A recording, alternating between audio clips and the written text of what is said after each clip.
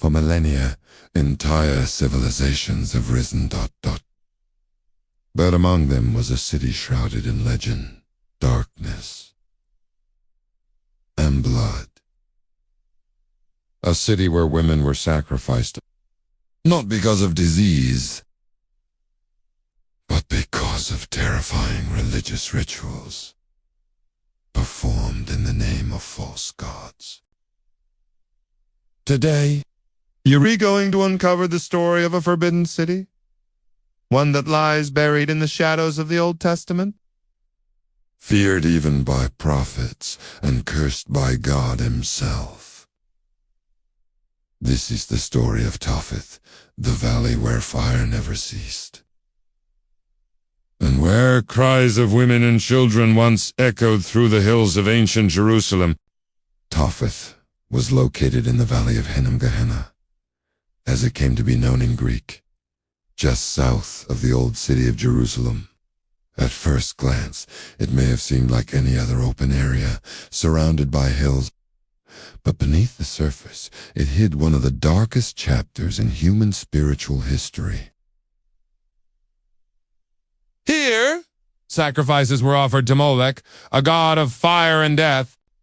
His image was usually cast in bronze, often seated with open arms that served as a furnace. Inside the hollow idol, priests lit blazing fires, heating the metal until it glowed red. Then, living victims,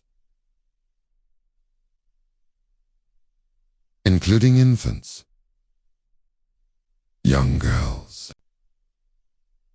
These were not isolated incidents. Sacrifices in Topheth were frequent, organized, and accepted by society at large, even under some Israelite kings. The Bible condemns kings like Ahaz and Manasseh for following the detestable practices of the surrounding nations. Historical texts suggest that during national crises, droughts, famine, wars, the sacrifices increased.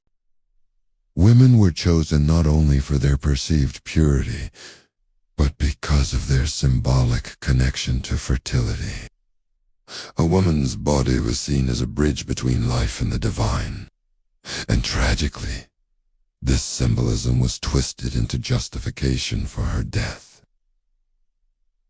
Ancient historians and archaeological findings confirm these horrors.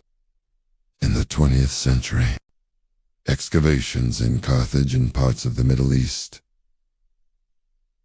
uncovered Topheth's open-air sanctuaries where urns containing burnt remains of babies and small children were buried in layers,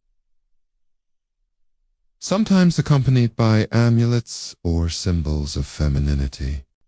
While the biblical Topheth has not been fully excavated, its existence is corroborated by the prophets and by geographic accounts that match the Valley of Hinnom. The rituals were often accompanied by music, drums, flutes, and chanting, not to create a divine atmosphere, but to drown out the screams of the victim. This detail is recorded in multiple ancient sources, both Hebrew and Phoenician. The fire was kept burning constantly. Witnesses described the priests as cold, methodical, dressed in robes, chanting as the offerings were placed. These weren't crimes of passion, but calculated acts of worship, done with the approval of political and religious elites. God's reaction was absolute and furious. Through prophets like Jeremiah, Isaiah, and Ezekiel, he condemned these practices with divine wrath. In Jeremiah 19, the Lord says, "They have filled this place with the blood of the innocent. They have built high places to burn their children in the fire as offerings, something I did not command or mention, nor did it enter my mind." One of the most righteous kings of Israel, Josiah took radical action. Upon learning the full scope of what was happening in Topheth, he launched a reform movement. He desecrated the site, tore down the altars, shattered the idols, and burned human bones on the very places where they had been sacrificed. This was not just symbolic. In Jewish culture, contact with human remains defiled any holy ground. Josiah's actions ensured that no one could ever again consider Topheth a place of worship.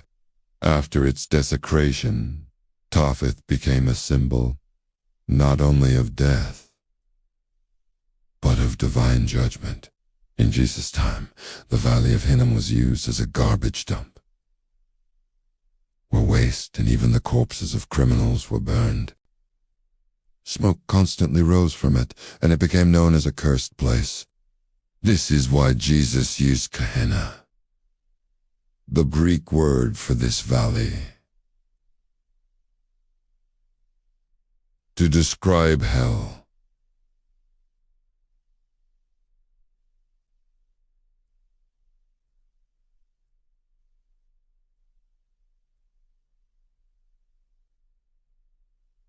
And terrible death and separation from God. But this story is more than history. It is a mirror held up to our world today. We may not see people sacrificing their children to metal statues anymore, but how many lives are destroyed in the name of success, pleasure, or false ideologies? How many women are still silenced, abused, or discarded in systems that treat them as less than human? Topheth reminds us of what happens when faith becomes corrupted, and when religion is used not to bring life, but to justify.